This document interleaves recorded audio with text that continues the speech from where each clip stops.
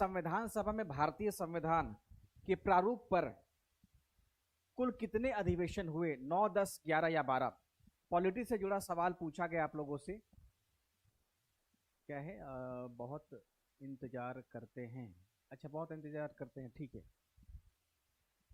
इंतजार तो करते हैं, लेकिन आप लोग ये कमेंट नहीं कर पाते हैं कि आप लोगों से ना सवाल कितना बन पा रहा है। 50 में 50 कर रहे हैं, 50 में 45 कर रहे हैं। इस कारण से प्रश्न का फॉर्मेट करने में थोड़ा होता है कि अब किस लेवल का सवाल तैयार किया जाए आप लोगों के लिए। बहुत आसान कर दे, बहुत टफ करने पे लोग गायब हो जाएंगे। संविधान सभा में भारतीय संविधान के प्रारूप पर कुल कितने अधिवेशन हुए? और यहाँ पे आप लोगों ने लगा दिया है 11, पहला का ए। 9 और कोई? ये सवाल आप लोगों से इसलिए भी पूछना है क्योंकि आप लोग लगातार जब पढ़ते रहते हैं तो वो गेस नहीं कर पाते हैं कि कुल अधिवेशन संविधान का कितना हुआ है। और दीपाली का तो कुछ आंसर आया नहीं है। साउंड नहीं है। हेलो, आवाज सही है? आवाज तो सही है ऐसा बताया जा रहा है।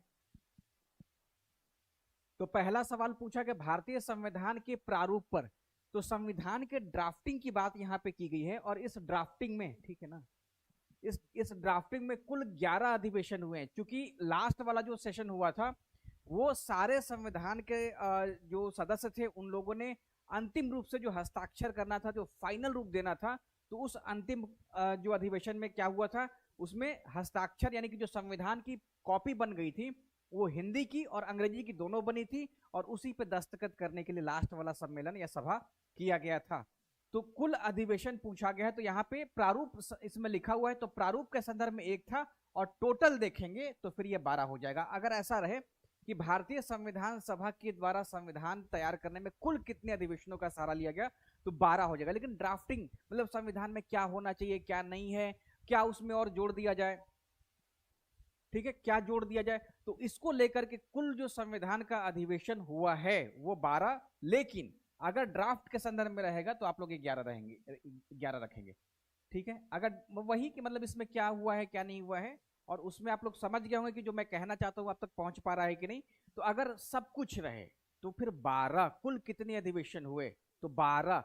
लेकिन संविधान की ड्राफ्टिंग पे कुल कितने अधिवेशन हुए? तो 11। अंतिम वाला वैसे भी हम लोग कहते हैं कि 11 + 1 इसमें हुआ। जैसे मान लीजिए कि संविधान में मौलिक अधिकारों को रखना है तो उस पर चर्चा हुआ होगा, संविधान में प्रस्तावना रखा गया होगा, उसमें कुछ भी स्वरूप, जैसे धर्मनिरपेक्षता पर बहस हुई है, भले आपको लग रहा हो कि 1976 में उसको जोड़ा गया है, लेकिन इस पर बहस हुई थी संविधान सभा में।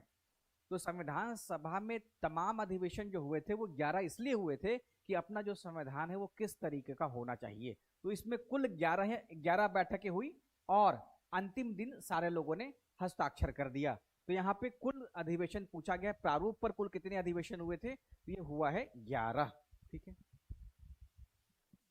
यही अंतर था। नेक्स्ट प्रश्न पूछा गया, भारतीय संविधान को अंगीकृत करने की तिथि क्या है? 24 जनवरी 1950, 26 नवंबर 1949, 26 जनवरी 1950, 15 अगस्त 1947।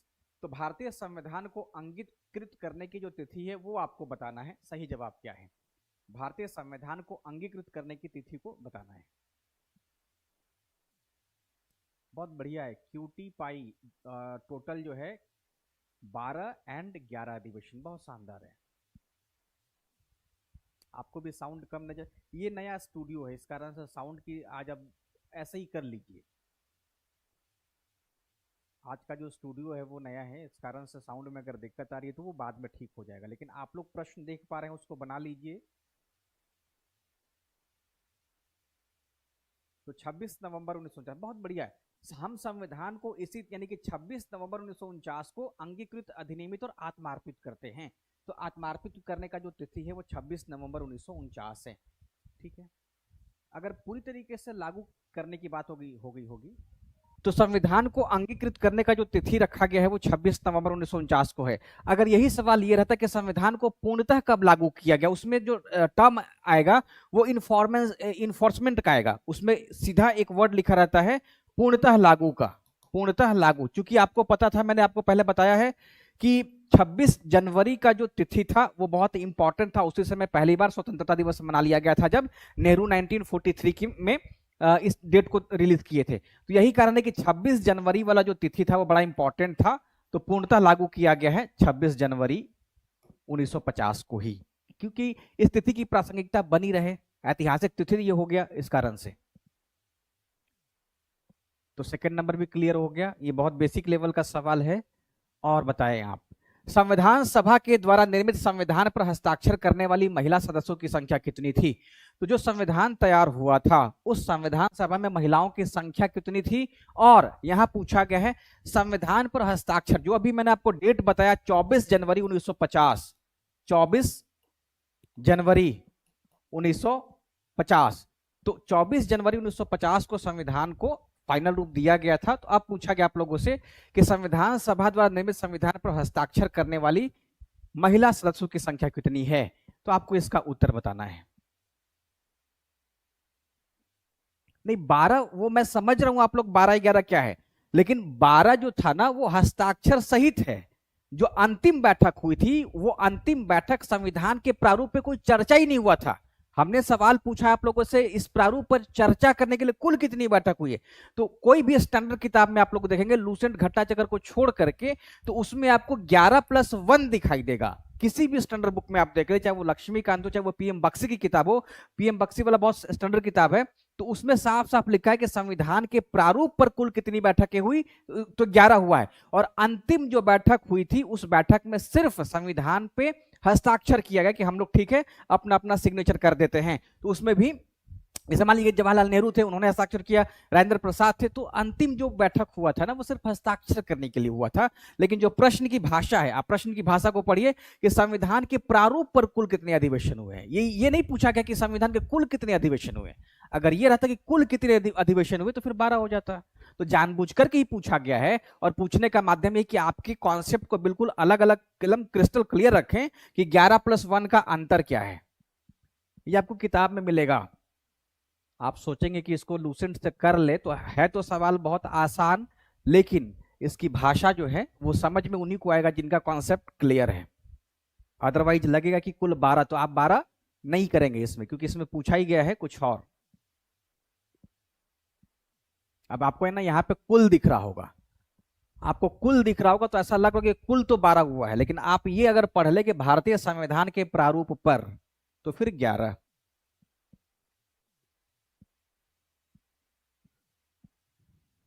तो महिला सदस्यों की जो संख्या थी वो 8 थी। आप लोगों ने कितना लगाया इसमें? तो संविधान सभा में हस्ताक्षर करने वाली कुल सदस्यों की संख्या जो महिलाओं में थी वो 15 थी, लेकिन लास्ट दिन जब था तो उसमें 8 महिलाओं ने अपना हस्ताक्षर किया था। तो 8 को याद रखेंगे। इसका सही उत्तर है ऑप्शन बी, संविधान सभा पर निर्मित संविधान पर हस्ताक्षर करने वाली महिलाओं की संख्या जो थी वो थी 8। तो 8 आप लोग ध्यान रखेंगे।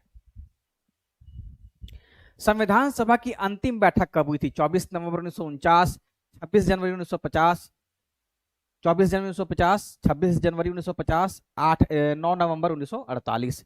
तो संविधान सभा की अंतिम बैठक कब आयोजित की गई थी? और इसी अंतिम बैठक में संविधान सभा पे सारे मेंबर्स उपस्थित थे हस्ताक्षर करने के लिए। आप लोगों ने बताया कि कॉन्स्टिट्यूशन में 8 वीमेन थी। बहुत बढ़िया, बहुत सुंदर जवाब। पारसी नेता, ठीक है। आप लोगों ने क्या लिखा है इसका उत्तर? अंतिम बैठक की तो बहुत सरल है,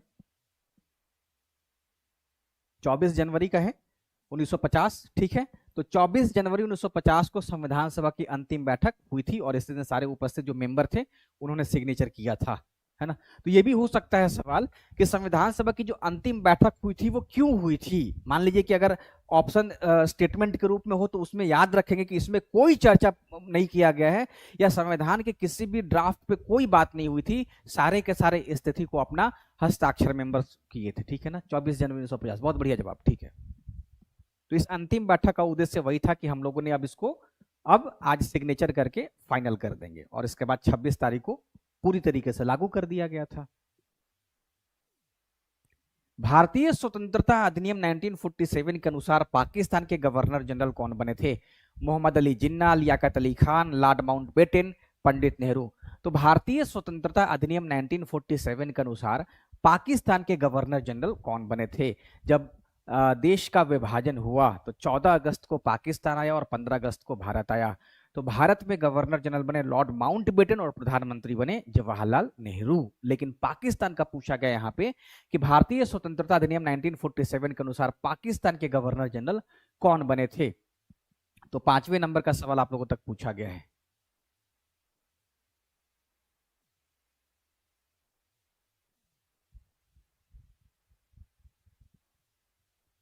सचिन ग्लोबल स्टडीज 4 का बी आपने लगाया है।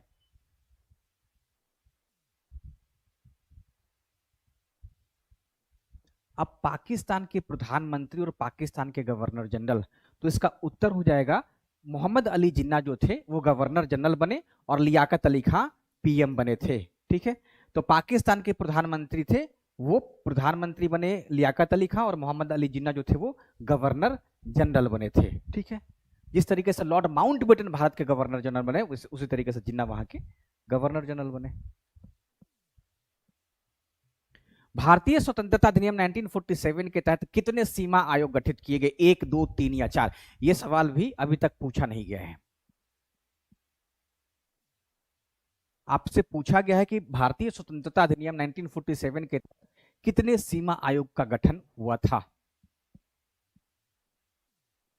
जब देश आजाद हुआ था तो उस समय सीमा को लेकर के विवाद उत्पन्न हुआ था और बहुत कम समय दिया गया था रेड क्लिफ को, 5 हफ्ते का ही समय दिया गया था। और इसी कारण चूंकि रेड क्लिफ को ना पता नहीं था, वो भारत के सामाजिक आर्थिक भौगोलिक विषयों के बारे में कुछ जानते ही नहीं थे। बस वो आप समझिए कि किसी तरीके से बंद कमरे में जैसे हम लोग आज कर देते हैं, बहुत सारी चीजों पर जजमेंट कर देते हैं, तो ठीक वैसे ही रेड क्लिफ ने इस सीमा का निर्धारण किया था। तो 6 का आप लोगों ने 1 कहा नहीं। देखिए, पंजाब सीमा आयोग और बंगाल सीमा आयोग 2 गठन किया, क्योंकि जो सीमा का निर्धारण कहां पर कठिन हो रहा था, एक तो पूर्वी पाकिस्तान जो आपको बांग्लादेश दिख रहा होगा और एक तरफ भारत का जो पंजाब है वहां पे आपको समस्या। तो जो भारत का पंजाब, अविभाजित भारत का जो पंजाब था, अब जैसे मान लीजिए कि ये पूरा जो इलाका पंजाब का है, तो इस पंजाब में क्या था कि यहाँ पे जो जनसंख्या, जो धार्मिक जनसंख्या जो थी वो कौन थी, वो यहाँ पे हिंदू भी मान रही है, वो यहाँ पे इस्लाम को भी फॉलो कर रही है और यहाँ पे सिखिज्म भी है। ठीक है, तो तीनों धर्मों से जुड़े लोग थे। इस कारण से इस क्षेत्र में सीमा के निर्धारण में कठिन हुआ, तो इस इलाके में पंजाब सीमा आयोग का गठन किया गया। और पूर्वी भाग में जो आज का बांग्लादेश है और अपना पश्चिम बंगाल है, तो वहां पे बंगाल सीमा आयोग का गठन किया गया। तो पंजाब सीमा आयोग और बंगाल सीमा आयोग, ये 2 आयोगों का गठन किया गया, क्योंकि बंगाल में भी जनसंख्या जो थी वो मिक्स थी, हिंदुओं और मुसलमानों का वहां पे संख्या ज्यादा था। इस कारण से वहां पे एक सीमा आयोग का गठन कर दिया गया। उस समय ना वो पूर्वी पाकिस्तान ही था, तो 2 सीमा आयोग का गठन किया गया और इस सीमा आयोग के जो अध्यक्ष थे वो थे सर रेड क्लिफ। तो रेड क्लिफ के अंतर्गत ही इन दोनों सीमा आयोग का गठन किया गया था। तो बाद में डिवीजन किया गया, पंजाब को 2 भागों में बांटा गया और बंगाल को 2 भागों में बांटा गया। एक भाग पंजाब का भारत में रहा, एक पाकिस्तान में चला गया। तो 1947 के जो अधिनियम के तहत था वो 2 सीमा आयोग का गठन किया गया था, देश के 2 हिस्सों में जनसंख्या या धार्मिक जनसंख्या की वजह से। जनसंख्या की जो संरचना होती है ना, वो अलग अलग जगहों पे कई बार अलग अलग हो जाती है। नेक्स्ट पूछा गया सवाल आप लोगों से, संविधान सभा के द्वारा निर्मित संविधान के प्रारूप पर कुल कितने दिन बहस चली थी? 114 दिन, 218 दिन, 389 दिन या फिर 284 दिन? तो संविधान सभा के द्वारा निर्मित संविधान के प्रारूप पर कुल कितने दिन, यहाँ पे ना कुल ड्यूरेशन नहीं पूछा गया है कि 2 वर्ष 11 महीने 18 दिन, बल्कि पूछा गया है कि कुल कितने दिन बहस चली थी। आप लोगों ने देखा होगा कि संविधान का प्रथम वाचन हुआ, द्वितीय वाचन हुआ, तृतीय वाचन हुआ, तो ये पूछा गया आप लोगों से कि संविधान सभा के द्वारा निर्मित संविधान के प्रारूप पर कुल कितने दिन बहस चली है। यही सब जो सवाल का लाइन है आपको फंसा देगा। सवाल है बहुत आसान, लेकिन सवाल की भाषा डेप्थ में पढ़ने वालों को ही समझ में आएगी। तो आप लोग अगर ऐसे जोड़िएगा 2 साल 11 महीना 18 दिन, तब तो आपका आंसर गलत हो जाएगा। लेकिन यहाँ पे दिया गया है सवाल कि संविधान सभा के द्वारा निर्मित संविधान के प्रारूप पर कुल कितने दिन बहस चली थी, आपको इसका उत्तर बताना है। ये बहुत बढ़िया जवाब आ गया। ठीक है, तो 114 दिनों तक ये बहस चली थी। अभी तक ध्यान रखेंगे बीपीएससी में संविधान के प्रथम वाचन की तिथि नहीं पूछी गई है, द्वितीय वाचन की नहीं और तृतीय। तो तीनों डिबेट का जो तीनों रीडिंग जिसको बोलते हैं, उन तीनों रीडिंग को बहुत अच्छे से आप लोग पढ़ लेंगे, वहां से सवाल हो सकता है बने। जहां जिन सेक्टर पे आयोग ने फोकस नहीं किया है उन सेक्टर को आपको अच्छे से कवर करते जाना है। अब जैसे मान लीजिए बहुत सारी जगहों पे आयोग सवाल पूछते गई है, तो उसको आप चाहे तो रिवीजन के तौर पे देख लीजिए, क्योंकि वो पीवाईक्यू में दिया भी होगा, लेकिन उन क्षेत्रों को कवर कीजिए जहां पे आयोग अभी तक पहुंची नहीं है। संविधान को लागू करने की तिथि को ही क्यों चुना गया? यहां पे आपको टर्म दिख रहा होगा, इन्फोर्स्ड, एडॉप्टेड नहीं दिख रहा है। यहाँ पे क्या है, संविधान को लागू करने की तिथि को ही क्यों चुना गया? महात्मा गांधी की जयंती, भारतीय राष्ट्रीय कांग्रेस के पूर्ण स्वराज्य दिवस की स्मृति में, सरदार पटेल की जयंती, या फिर ब्रिटिश संसद के आदेश के कारण? तो आपको इसका आंसर करना है। बहुत बढ़िया जवाब। और 114 दिन।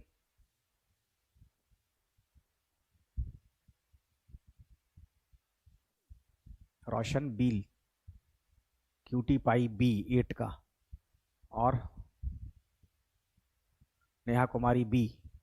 तो इसका मतलब क्या होगा कि आप लोगों ने बी ही लगाया है।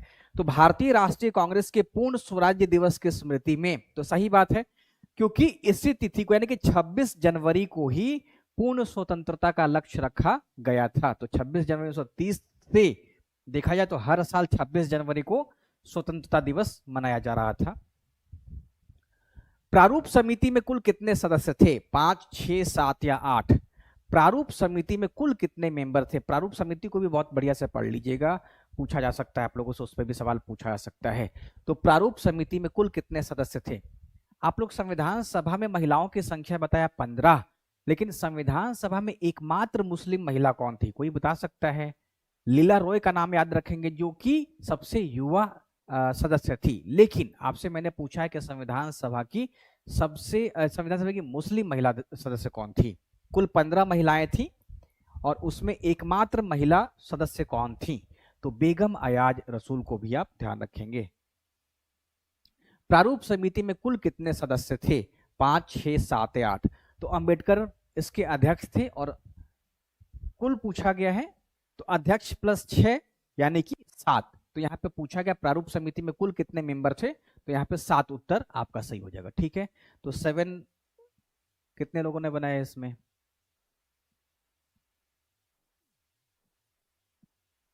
बहुत बढ़िया, 29 अगस्त को गठित किया गया था प्रारूप समिति। ठीक है।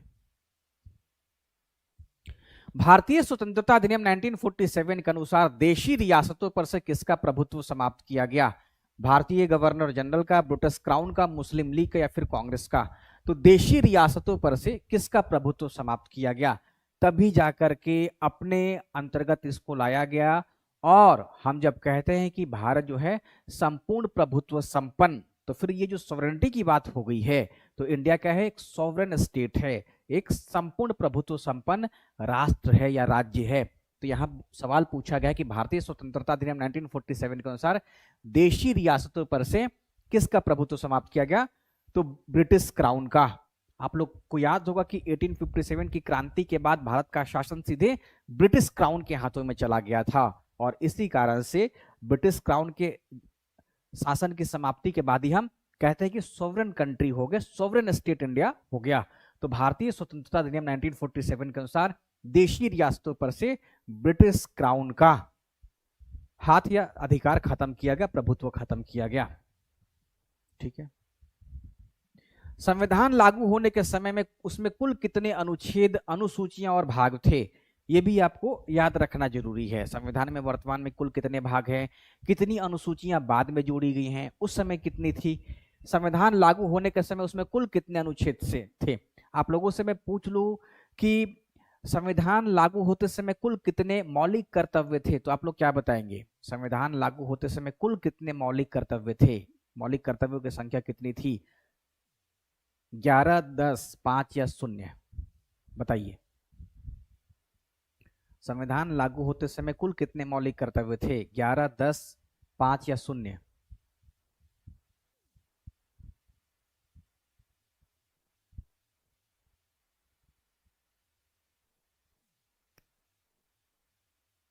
इसका उत्तर आप लोगों ने 395 अनुच्छेद, 8 अनुसूची और 22 भाग। बहुत बढ़िया जवाब आ गया।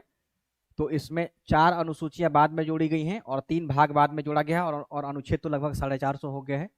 तो आप लोगों से जो मैंने जवाब पूछा तो संविधान लागू होते समय कुल मौलिक अधिकार 0 थे, 0 थे। ठीक है, 0 थे। मौलिक कर्तव्य, सॉरी, मौलिक कर्तव्य क्या था? 0 था।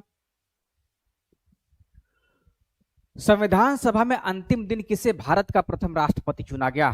संविधान सभा में अंतिम दिन यानी कि 24 जनवरी 1950 को किसे भारत का प्रथम राष्ट्रपति चुना गया? डॉक्टर भीमराव अंबेडकर, डॉक्टर राजेंद्र प्रसाद, जवाहरलाल नेहरू या फिर सच्चिदानंद सिन्हा? हाँ रेणु कुमारी, वो आप मेरे सवाल के ट्रैप में फंस गई हैं। 10 नहीं था, 0 था। मूल संविधान में मौलिक कर्तव्यों की संख्या 0 थी, शून्य था, पता ही नहीं था। तो इसका उत्तर आप लोगों ने बी लगाया है, बहुत बढ़िया। तो अंतिम दिन पूछा गया है, तो भारत के जो प्रथम राष्ट्रपति थे वो डॉक्टर राजेंद्र प्रसाद थे, बिहार से ही थे। निम्नलिखित में से कौन सौर मंडल का भाग नहीं है? कौन सा, ये जो ऑप्शन है उसमें सोलर सिस्टम का पार्ट नहीं है। वो ऑप्शन जो सोलर सिस्टम का पार्ट नहीं है, 4 ऑप्शन दिया गया, क्षुद्र ग्रह है, धूमकेतु है, ग्रह है या फिर निहारिका है। तो आपको इसका उत्तर बताना है। क्षुद्र ग्रह का मतलब हो गया एस्टेरॉयड, धूमकेतु का मतलब हो गया कमेट्स, ग्रह का मतलब प्लैनेट और निहारिका नेबुला। अब आपको बताना है कि सोलर सिस्टम का भाग नहीं है, क्षुद्र ग्रह, धूमकेतु, ग्रह या फिर निहारिका। सही उत्तर है इसका ऑप्शन डी, निहारिका। क्योंकि जो निहारिका है वो क्या है? वो गैसों का बादल है। क्या है? गैसों का एक बादल है। और जब ऐसा कहा गया तो ये क्या है? हर जगह ना फैला हुआ है, धूल कणों भी कह सकते हैं, गैसों का बादल है। तो सोलर सिस्टम के बाहर बहुत ज्यादा ये फैला हुआ है, लेकिन बाकी जो है वो सब सोलर सिस्टम के भीतर ही है। सब का सब क्या है? सोलर सिस्टम के अंतर्गत ही है। इसी कारण से हम लोग कहते हैं कि सौर मंडल का जो भाग है वो निहारिका नहीं है, नेबुला नहीं है। दक्षिणी गोलार्ध में सबसे बड़ा दिन है 22 जून, 22 दिसंबर, 21 मार्च या 22 सितंबर। तो दक्षिणी गोलार्ध, सदर्न हेमिस्फीयर में सबसे बड़ा दिन कौन सा है? 22 जून, 22 दिसंबर, 21 मार्च, 22 सितंबर। आपको इसका आंसर करना है। गैसों का बादल है। आदिल शकील, बहुत बढ़िया। तो आदिल शकील आपने बताया है कि गैसों का बादल है नेबुला, बहुत शानदार जवाब दिया आपने। और रोशन का बी लगा इसमें उत्तर, बहुत शानदार जवाब आ गया। तो दक्षिणी गोलार्ध में सबसे बड़ा जो दिन है वो 22 दिसंबर है। इसके पीछे क्या कारण है? जो सूर्य की स्थिति होती है, अगर आप इसको सूर्य देख लें तो जब पृथ्वी 22 दिसंबर को जब घूमते रहती है तो ये स्थिति होती है, यहाँ पे आप इसको इक्वेटर कहते हैं 0 डिग्री, और यहाँ पे 23.5 डिग्री जो मकर रेखा है। ठीक है, तो 23.5 डिग्री जो दक्षिणी अक्षांश है उसको हम लोग मकर रेखा कहते हैं, और 23.5 डिग्री उत्तरी अक्षांश को हम लोग कर्क रेखा कहते हैं।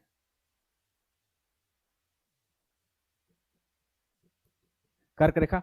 तो 22 दिसंबर को क्या है कि जो सूर्य है दक्षिणी गोलार्ध में रहता है और वो मकर रेखा पे लंबवत चमकते रहता है। 22 दिसंबर की जब स्थिति तो अपने यहाँ ठंड होता है, तो 22 दिसंबर को सूर्य दक्षिणी गोलार्ध में लंबवत चमकता है मकर रेखा पे, ट्रॉपिक ऑफ कैप्रिकॉर्न पे। इसी कारण से दक्षिणी गोलार्ध में वो दिन सबसे बड़ा होता है। और वो दिन होता कब है? वो दिन होता है 22 दिसंबर को। इसी का जो विपरीत हो जाता है, आप लोगों ने भी कुछ दिन पहले जून में देखा भी होगा कि 21 जून को सूर्य जो है वो कर्क रेखा पर लंबवत चमकता है। इसी कारण से उत्तरी गोलार्ध में 21 जून को सबसे बड़ा दिन होता है, यानी कि 12 घंटे का दिन 12 घंटे का रात यहाँ पे हो जाता है। ठीक है, तो 22 दिसंबर को सूर्य दक्षिणी गोलार्ध में होता है, इस कारण से दक्षिणी गोलार्ध में सबसे लंबा दिन हो जाता है। आल्प्स कहाँ की पर्वत श्रृंखला है? यूरोप, अमेरिका, दक्षिण अमेरिका या फिर अफ्रीका? तो आल्प्स एक पर्वत है और आपसे उसका लोकेशन पूछा गया है। रोशन आप कमेंट डिलीट करते जा रहे हैं, आपका गलत ज्यादा हो रहा है क्या? इसी कारण से मैंने कहा कि आप सब लोग अपना लास्ट में स्कोर बता देंगे, कुल कितना आपने स्कोर किया है, ताकि पता चल सके कि सवाल का स्तर आपके लिए कैसा है। 7 बजे आइए। 7 बजे क्यों आऊं मैं? आप आज 5 बजे चले आइएगा। आज तो ट्रैफिक की वजह से ना 6 बज गया है लगभग, तो 5 बजे क्या दिक्कत आ रही है? अब रोशन का जवाब आ गया इसमें उत्तरी अमेरिका। गलत हो गया ना, उत्तरी अमेरिका ये यूरोप का पर्वत है। तो इसमें आल्प्स कहाँ की पर्वत श्रृंखला है? यूरोप का। और अगर आपने उत्तरी अमेरिका कह दिया तो आप लोग एक और नाम याद रखेंगे, रॉकी का। ठीक है, तो जिस तरीके से नॉर्थ अमेरिका में रॉकी है, साउथ अमेरिका में एंडीज है, ठीक उसी तरीके से यूरोप में आल्प्स है और एशिया में हिमालय है। तो ये कौन सा पर्वत है? ये सब का सब नवीनतम मुर्दार पर्वत है। ये सब का सब नवीनतम मुर्दार पर्वत है। अब जैसे मान लीजिए कि हम कहते हैं अरावली, यहाँ पे हिमालय लिख देते हैं, यूरोप का आल्प्स आप लिख सकते हैं, उसी श्रेणी में है, ठीक है, या रॉकी कह दें। लेकिन अगर हम कह दें अरावली, तो अरावली भी तो मुर्दार पर्वत ही है। अरावली क्या है? वो भी मुर्दार है, लेकिन ये बहुत ज्यादा प्राचीन है। ये क्या है? तो अरावली दुनिया की प्राचीनतम मुर्दार पर्वत श्रृंखला है। ठीक वैसे ही यूएसए में एक पर्वत है जिसका नाम है अपलेशियन। तो जिस तरीके से भारत में अरावली की स्थिति है, वैसे ही नॉर्थ अमेरिका में अपलेशियन पर्वत प्राचीन पर्वत है और अरावली जैसा ही है। तो इसको भी आप ध्यान रखेंगे।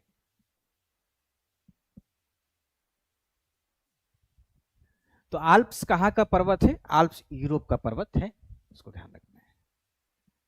आल्प्स देख लीजिए आप लोग, यूरोप का पूरा ये प्रायद्वीप है, या आप इसको कह लीजिए यूरोप महाद्वीप है।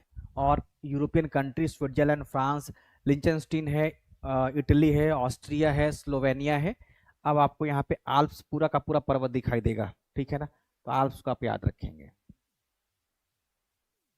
ग्रेट विक्टोरियन मरुस्थल कहाँ पे स्थित है? ऑस्ट्रेलिया में है, रूस में है, मिस्र में है, या फिर नॉर्थ अमेरिका में है? पूछा गया आप लोगों से ग्रेट विक्टोरियन मरुस्थल कहाँ पे है? ऑस्ट्रेलिया, रूस, मिस्र या फिर नॉर्थ अफ्रीका। मरुस्थल के बारे में पूछा गया है। और नॉर्थ अफ्रीका में आपको सहारा मैंने पहले बताया है। इसका उत्तर हो जाएगा ऑप्शन ए। ग्रेट विक्टोरियन मरुस्थल कहाँ पे है? ऑस्ट्रेलिया में है। अब आप लोग देखिएगा, ग्रेट विक्टोरियन डेजर्ट आपको दिखाई देगा, ये कहां पे है? तो ये सब का सब जो है वो ऑस्ट्रेलिया में ही स्थित है, ठीक है।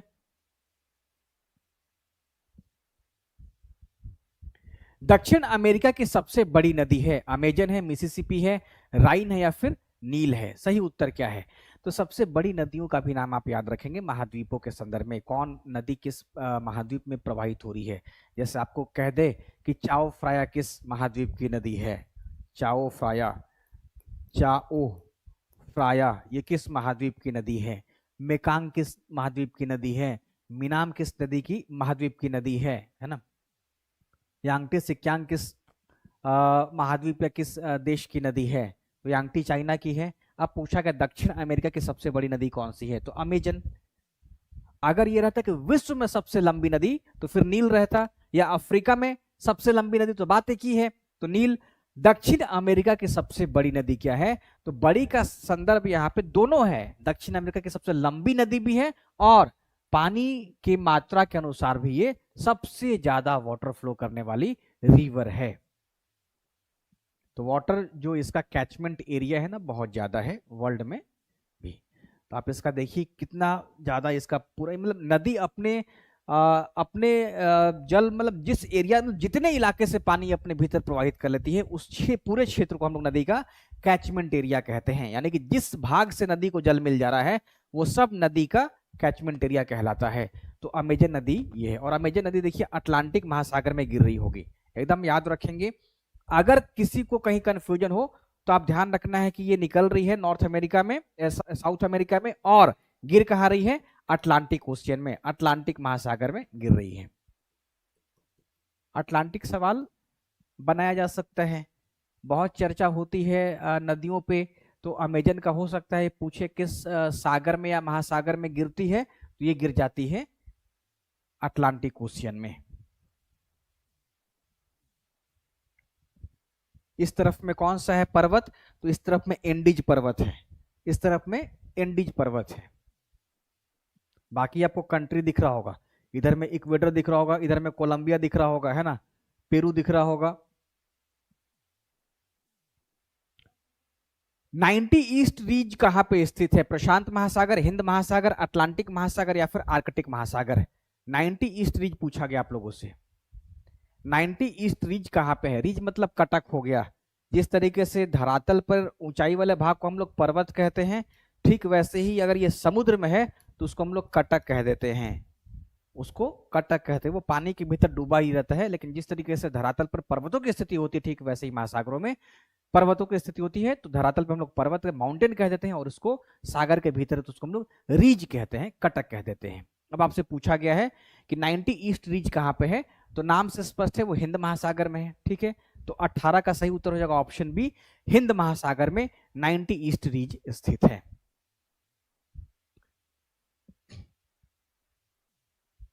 ठीक है, ये आप लोगों को दिख रहा होगा, ये इसी कटक को हम लोग 90 ईस्ट रीज कह देते हैं। क्लियर मैप नहीं आया है,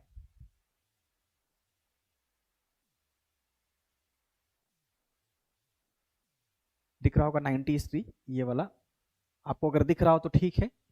यहाँ पे सेंट्रल रीज दिख रहा होगा, बंगाल की खाड़ी आपको दिख रहा होगा, तो हिंद महासागर में। अब जैसे देखिए आपको ना ये ऊपर से पूरा का पूरा महासागर दिखेगा, लेकिन उसके अंदर में क्या है ना कि ये कटक है, सेंट्रल रीज यहाँ पे दिख रहा है,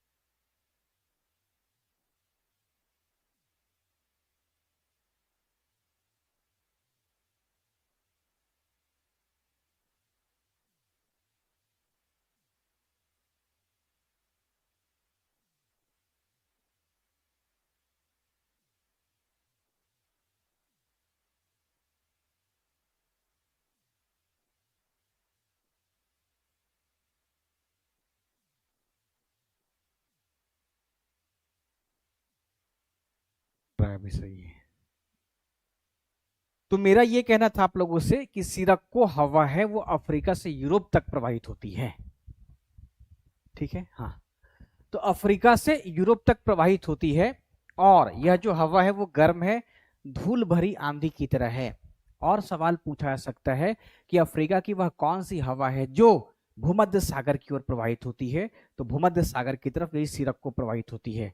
ये सवाल एक नई भाषा के रूप में पूछा जा सकता है कि वह हवा जो भूमध्य सागर की तरफ प्रवाहित होती है अफ्रीका से, तो सिरक्को को आप ध्यान रखेंगे। जैसे चिनुक हो गया, तो चिनुक है नॉर्थ अमेरिका का, चिनुक रॉकी पर्वत को पार करके रॉकी के पूर्वी भाग की तरफ पहुंचता है।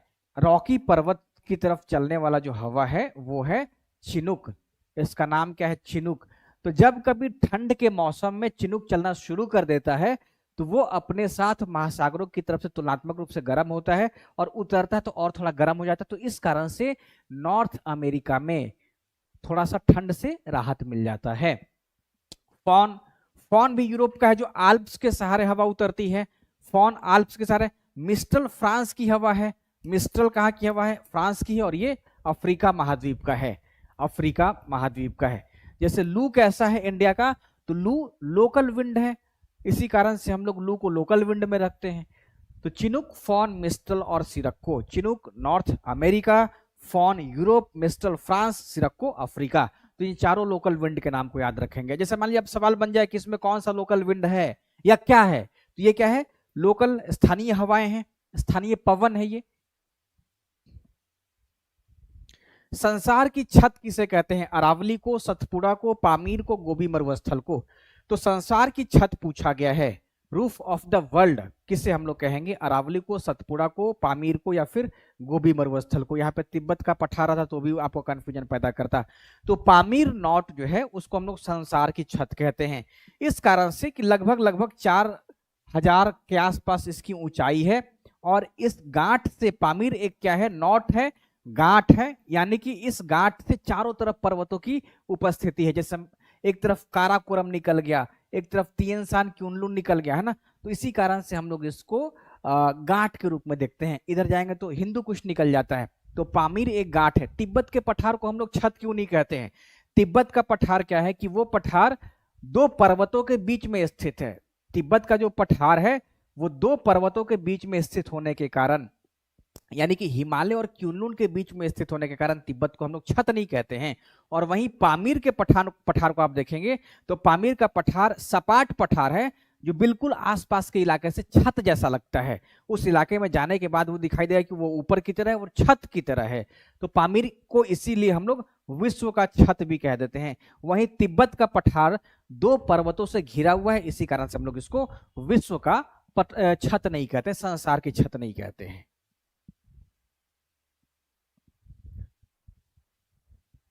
भील जनजाति कहाँ पाई जाती है, असम में, झारखंड में, पश्चिम बंगाल में, या फिर महाराष्ट्र में। बहुत सारी जनजातियां हैं और पूछा गया जनजाति भील जो है वो कहाँ पाई जाती है, तो भील जनजाति पाई जाती है महाराष्ट्र में। भील जनजाति भारत के पश्चिमी इलाके में या पश्चिमी भाग में पाई जाती है।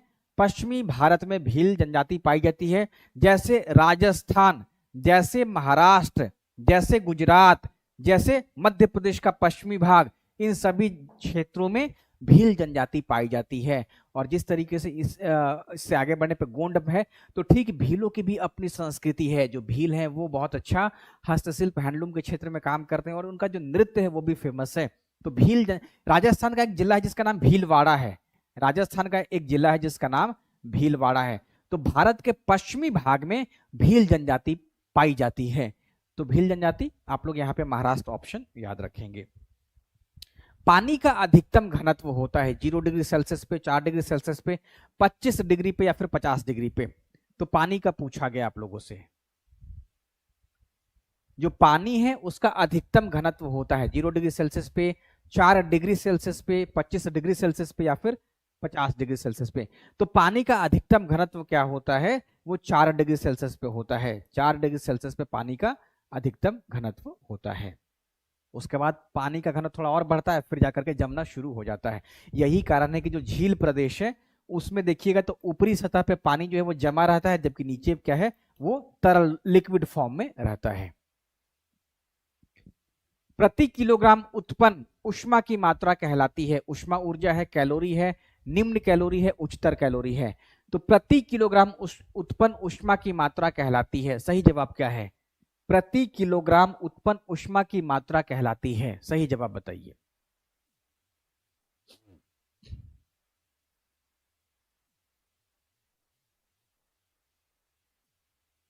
बहुत सारे लोगों का बहुत ज्यादा आंसर गलत हो रहा है और बुद्धा जो जुड़े हैं वो लगातार कमेंट अपना डिलीट करते जा रहे हैं। इसका मतलब कि उनको सवाल टफ लग रहा है।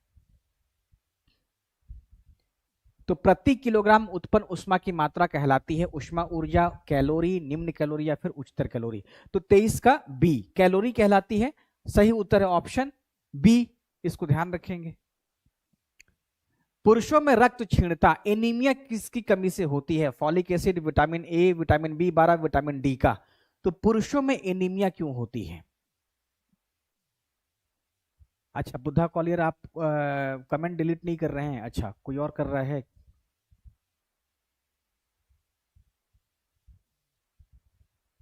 आदिल का बहुत सही हो रहा है, ठीक है। और यहाँ पे आपसे पूछा गया है, अब जैसे एनीमिया की बात कर दी गई, तो एनीमिया महिलाओं में भी होती है, पुरुषों में भी होती है। तो यहाँ पे फॉलिक एसिड नहीं है, B12, B12 की वजह से पुरुषों में रक्त क्षीणता होती है। और आप लोगों ने इसका उत्तर सी बहुत बढ़िया लगाया है। तो 24 का सही उत्तर है सी। किसी ने ए भी लगाया है, वहां पे ए दिखा, तो ए तो विटामिन ए हो गया ना, तो ए से नहीं मतलब है। यहाँ पे एनीमिया की वजह पूछा गया। और एनीमिया तब होता है जब या तो जो आरबीसी है, जो आरबीसी है वो कम हो जाए या हीमोग्लोबिन ही कम हो जाए। तो इस कारण से पुरुषों में या महिलाओं में रक्त क्षीणता की स्थिति हो जाएगी। तो यही वजह है कि हमें विटामिनों की भी आवश्यकता होती है। तो विटामिन B12 को आप याद रखेंगे। निम्नलिखित में से किस युग को चालकोलिथिक या कैल्कोलिथिक युग कहा जाता है? मध्य पाषाण युग को, नव पाषाण युग को, ताम्र पाषाण युग को या फिर लौह युग को? तो किस युग को चालकोलिथिक या कैल्कोलिथिक युग कहा जाता है? तो इस युग में तांबे का इस्तेमाल हुआ, इसी कारण से तांबा पाषाण यानी कि ताम्र का इस्तेमाल किया गया और पाषाण यानी कि पत्थर का इस्तेमाल किया गया है। इसी कारण से इस युग को हम लोग चालकोलिथिक या कैल्कोलिथिक युग भी कहते हैं। इसी को हम लोग क्या कहते हैं? कैल्कोलिथिक युग भी कहते हैं। तो आप लोग इसको याद रखेंगे। कोई बता सकता है कि ताम्र पाषाण युग का जो अवशेष है वो बिहार में कहाँ पाया जाता है? बिहार में कहाँ पाया जाता है? तो जैसे आप मान लीजिए चिरांद, चेचर, इन सभी इलाकों में ताम्र पाषाण युग पाया जाता है। ठीक है, और भी है जैसे सिनुवार है, जैसे ताराडी है, इन सभी जगहों पे भी पाया जाता है। मनुष्य के द्वारा सबसे पहले प्रयोग किया गया अनाज था? गेहूं है, चावल है, मक्का है या फिर जौ है? तो मनुष्यों ने सबसे पहले कौन सा फसल इस्तेमाल या अनाज इस्तेमाल किया था? सारण के चिरांद जिले में। बहुत शानदार जवाब, सारण का चिरांद हो गया। वैशाली के पास चिच्चर है। चिरांद, चेच्चर, सोनपुर, मनेर, ताराडीह, सिनवार, ये 6 जगहों का अगर आप नाम याद रखते हैं तो भारत में ताम्रपाषाण युग आपको पता रहेगा कि उसका जो अवशेष है वो कहाँ पाया गया है। तो ताम्रपाषाण कालीन संस्कृति के अवशेष बिहार में सबसे पहला आप लोगों ने जो जवाब दिया है, बहुत शानदार जवाब दिया है। चिरांद यानी कि सारण जिले में है, चेचर वैशाली, ठीक है, उसके बाद सोनपुर ये गया वाला है, मनेर, उसके बाद सिनवार रोहतास, ताराडीह गया। तो अगर ये 6 जगह आपको याद रहेगा, अगर आपको ये 6 जगह याद रहेगा तो बिहार में अगर सवाल बने कि कहाँ पे ताम्र संस्कृतियों का अवशेष मिला है तो आपसे सवाल छूटेगा नहीं। तो मनुष्यों के द्वारा सबसे पहले प्रयोग किया गया जो अनाज था वो जौ था, बार्ले, गेहूं चावल नहीं बल्कि मनुष्यों ने सबसे पहले जौ का इस्तेमाल किया गया है। तो साक्ष्य के आधार पे बताया गया कि सबसे पहला इस्तेमाल किया जाने वाला जो फसल था या अनाज था वो जौ का इस्तेमाल किया गया था। तो जौ से वो लोग करेंगे क्या, ठीक है, तो जौ से वो आप जैसे भी वो पीस के कूट के जैसे भी वो खाते होंगे उस टाइम। हड़प्पा किस नदी के किनारे अवस्थित है, सिंधु, सतलज, रावी या फिर व्यास। हड़प्पा पूछा गया आप लोगों से, हड़प्पा किस नदी के किनारे अवस्थित है, सिंधु, सतलज, रावी या फिर व्यास। तो सिंधु घाटी सभ्यता का जो अवशेष मिला था सबसे पहले वो हड़प्पा में ही मिला था, इसी कारण से सभ्यता को हम लोग हड़प्पन सभ्यता, हड़प्पन सिविलाइजेशन भी कहते हैं। तो हड़प्पन सभ्यता का जो अवशेष या ये जो पूछा गया सवाल वो रावी नदी है, सिंधु मोहनजोदड़ो। तो हड़प्पा सभ्यता का जो अवशेष प्राप्त हुआ है वो रावी नदी पे स्थित हड़प्पा में ही प्राप्त हुआ है।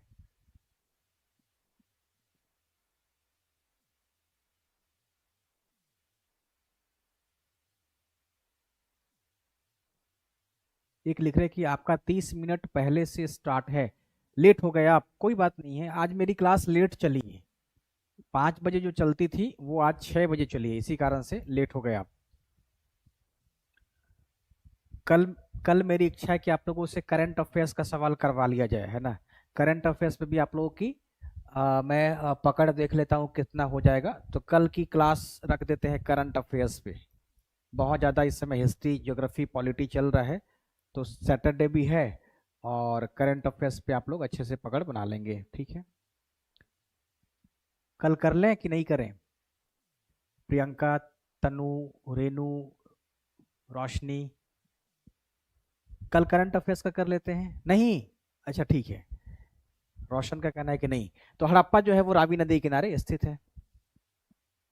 राजतरंगिणी पुस्तक के लेखक कौन थे, वेद व्यास, पाणिनि, महर्षि वाल्मीकि या फिर कल्हण। तो राजतरंगिणी पुस्तक के लेखक कौन थे, वेद व्यास थे, पाणिनि थे, महर्षि वाल्मीकि थे या फिर कल्हण थे। आपको इसका उत्तर बताना है। राजतरंगिणी में कश्मीर के राजाओं का वर्णन किया गया है। आदिल, शकील, यस, कल करंट अफेयर्स कर दें।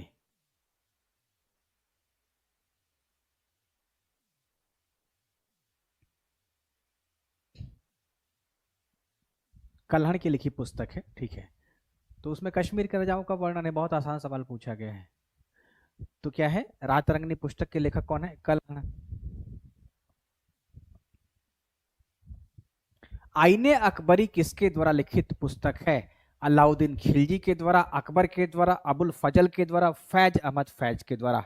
तो प्राचीन भारतीय जो ग्रंथ होते थे, जो किताबें लिखी गई थी, वो सब के सब इतिहास को जानने का ही सोर्स है, तो उन सोर्स के रचयिता के नाम को आप ध्यान रखेंगे। तो आईने अकबरी अबुल फजल के द्वारा लिखी पुस्तक है। आईने अकबरी किसकी है, अबुल फजल के द्वारा लिखी पुस्तक है। खालसा पंथ का संस्थापक कौन था, गुरु गोविंद सिंह, गुरु नानक, आचार्य अर्जुन देव या फिर महाराजा रणजीत सिंह। ये भी बहुत आसान सवाल है। खालसा पंथ के जो संस्थापक थे वो गुरु गोविंद सिंह थे। निम्नलिखित में से किसके द्वारा मनसबदारी व्यवस्था शुरुआत की गई थी। एकता का ही आगे वाला जो पार्ट रहा वो मनसब जैसा ही रहा। तो निम्नलिखित में से किसके द्वारा मनसबदारी व्यवस्था की शुरुआत की गई थी, अकबर, हुमायूं, शाहजहां या फिर अलाउद्दीन खिलजी। तो अकबर के द्वारा मनसबदारी, मनसब देने की प्रथा को शुरू किया गया था। तो इस व्यवस्था की शुरुआत होती है अकबर के द्वारा। अंग्रेजों ने सर्वप्रथम भारत के दक्षिण पूर्वी समुद्री तट पर मसूलीपट्टनम में व्यापारिक कोठी की स्थापना किस साल की थी, 1608 में, 1611 में, 1613 में या फिर 1616 में। तो अंग्रेजों के द्वारा पूछा गया है, तो आप लोग इसका उत्तर बताएंगे।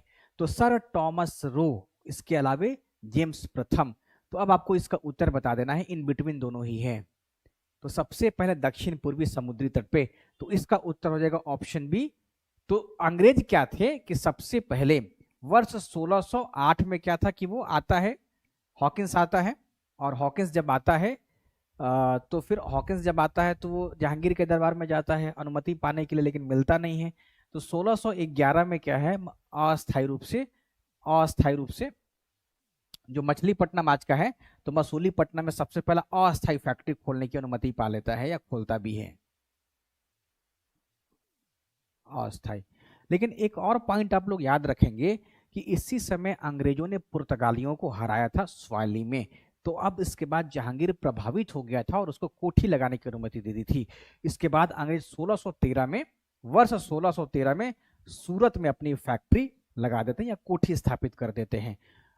तो स्वाली की लड़ाई के बाद से अंग्रेज जो है भारत में फैक्ट्री लगाना शुरू कर देते हैं।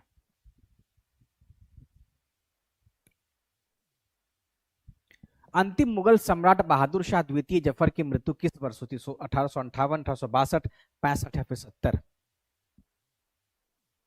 1611 मसूलीपट्टनम, 1613 में सूरत में, और 1616 में डचों ने सूरत में अपनी फैक्ट्री खोली थी। थोड़ा थोड़ा आप लोग ईस्वी सन याद रखेंगे, थोड़ा थोड़ा पूछा जाता है, सब तो याद नहीं होता है, लेकिन आप लोग चूंकि परीक्षा देने जाएंगे और ये सब जो है वो बहुत स्कोरिंग ही आपका पीटी फैक्ट है, ये सब याद रहेगा तो कब कहाँ सवाल टकरा जाए कोई भरोसा नहीं है। अब ये थोड़े ना आप लोगों से पूछेगा कि हॉकिंस का जन्म कब हुआ था, आप लोगों से यही सवाल पूछा है कि हॉकिंस भारत कब पहुंचा था, कहाँ पहुंचा था, किसके दरबार में पहुंचा था, है ना। नहीं, 1862 याद रखेंगे आप लोग। अंतिम मुगल सम्राट बहादुर शाह जफर की जो मृत्यु हुई थी वो 1862 में हुई थी, 1862। ठीक है, रोशन का सही रहा, यहाँ पे बहुत सारे लोगों ने गलत कर दिया है, बहुत सारे लोगों ने इसमें गलत कर दिया। 1862 याद रखेंगे आप, 1862। यस भी याद नहीं होता है, हाँ तो क्या करेंगे, लेकिन चूंकि पीटी देना है ना, पीटी देना है तो आपको थोड़ा बहुत याद कर लेना है।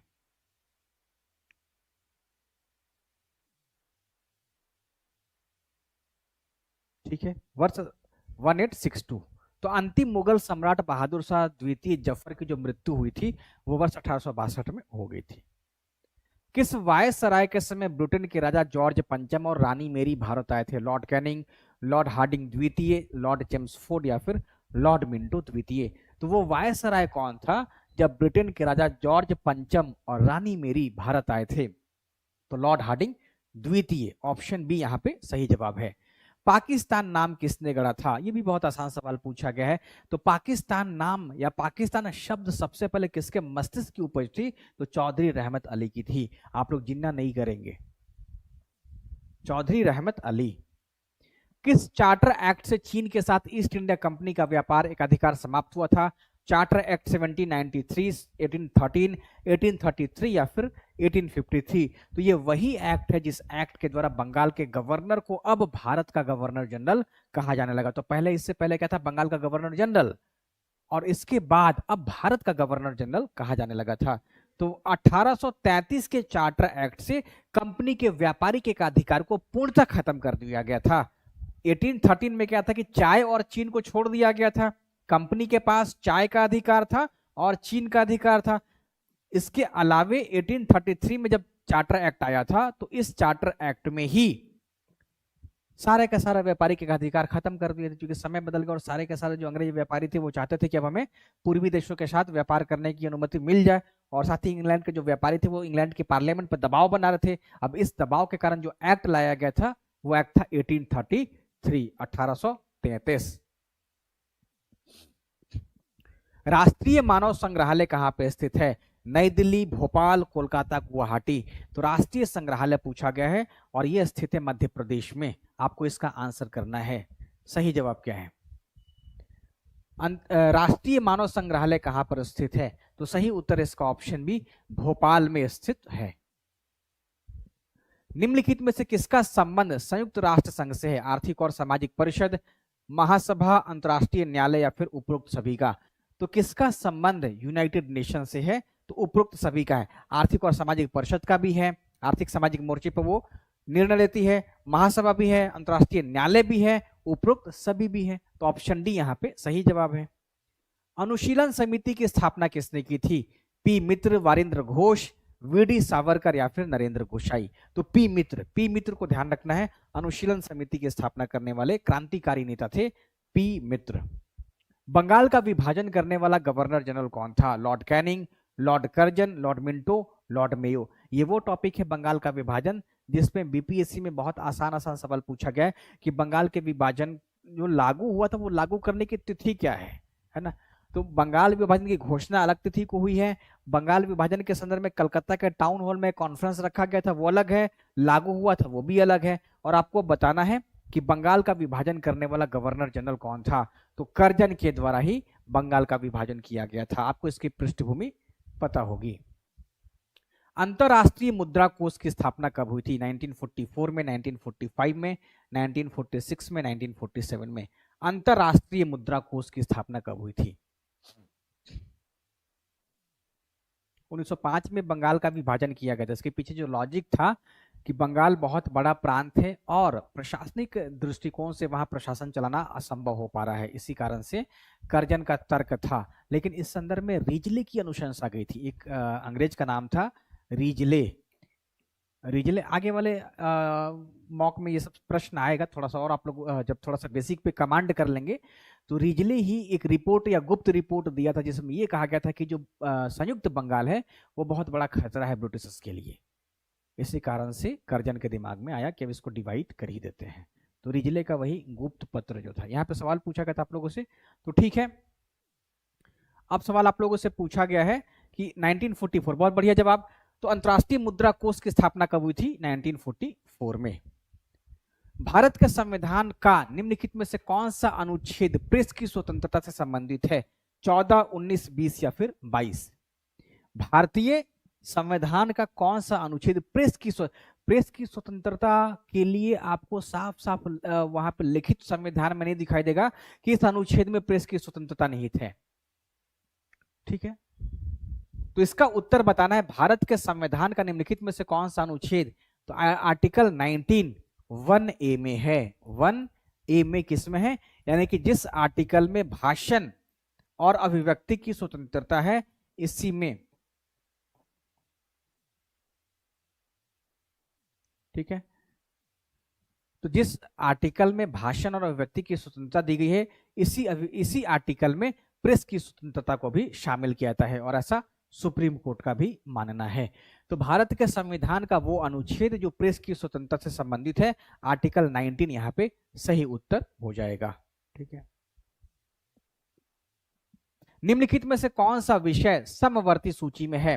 कृषि, शिक्षा, पुलिस या फिर रक्षा? तो निम्नलिखित में से कौन सा विषय समवर्ती सूची में है? कृषि, शिक्षा, पुलिस या फिर रक्षा? मौलिक अधिकारों से जुड़ा तमाम आप लोग सारे पॉइंट्स को याद रखेंगे, चाहे वो समानता का अधिकार हो, चाहे स्वतंत्रता का अधिकार हो, है ना। ये सब सवाल यहाँ से पूछा जाता है। अब आपसे पूछा गया आप लोगों से कि कौन सा विषय समवर्ती सूची में है। बहुत बढ़िया जवाब आ गया, बहुत आसान सवाल पूछा गया है। ठीक है, तो शिक्षा। बिहार से राज्यसभा के लिए कितने सदस्य चुने जाते हैं? तो बिहार से राज्यसभा के लिए कितने सदस्य चुने जाते हैं? 22, 16, 18 या फिर 20? तो लोकसभा के लिए 40 और राज्यसभा के लिए पूछा गया है कितने मेंबर्स चुने जाते हैं। सही जवाब क्या है? बिहार से पूछा गया राज्यसभा का 16। ठीक है, तो 16 भी आप लोग याद रखेंगे। पटना उच्च न्यायालय की स्थापना कब हुई थी? पटना उच्च न्यायालय की स्थापना कब हुई थी? 1912 में, 1914 में, 1916 में या फिर 1917 में? पटना यूनिवर्सिटी 1917 में आता है, और पटना हाईकोर्ट जो है वर्ष 1916 में स्थापित कर दिया गया था। दोनों ईस्वी सन को आप याद रखेंगे कब किस में किया गया था। राज्य की कार्यपालिका शक्ति निहित होती है राज्यपाल में, मुख्यमंत्री में, प्रधानमंत्री में या फिर मंत्रिपरिषद में? तो राज्य की कार्यपालिका शक्ति पूछा गया है। भारत के संदर्भ में रहेगा तो वो हो जाएगा राष्ट्रपति। तो एग्जीक्यूटिव पावर जो है राज्यपाल, गवर्नर में निहित होता है। तो राज्य की कार्यपालिका शक्ति राज्यपाल में निहित होती है। लैंगर हैस कि दीपिका से निम्नलिखित में से किसका स्त्राव होता है, किसका प्रोड्यूस होता है, पित्त का, लाइपेज का, इंसुलिन का या फिर शर्करा का? तो इंसुलिन का होता है, ऑप्शन सी यहाँ पे सही जवाब है। थर्मोस्टेट क्या है? एक ऐसा यंत्र है जो बिजली से चलने वाले उपकरणों का तापमान बढ़ाता है। एक ऐसा यंत्र है जो तापमान की यथार्थता की जांच करता है। वह यंत्र है जो स्थितिज विद्युत आवेश के लिए तापमान में होने वाले परिवर्तन को नापता है।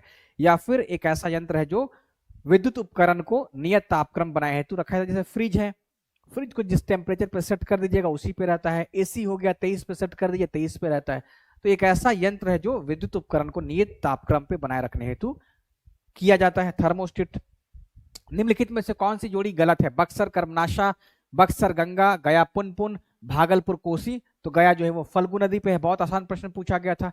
तो 1949 का ऑप्शन सी। राष्ट्रीय सुरक्षा समिति का प्रधान कौन होता है? गृह मंत्री।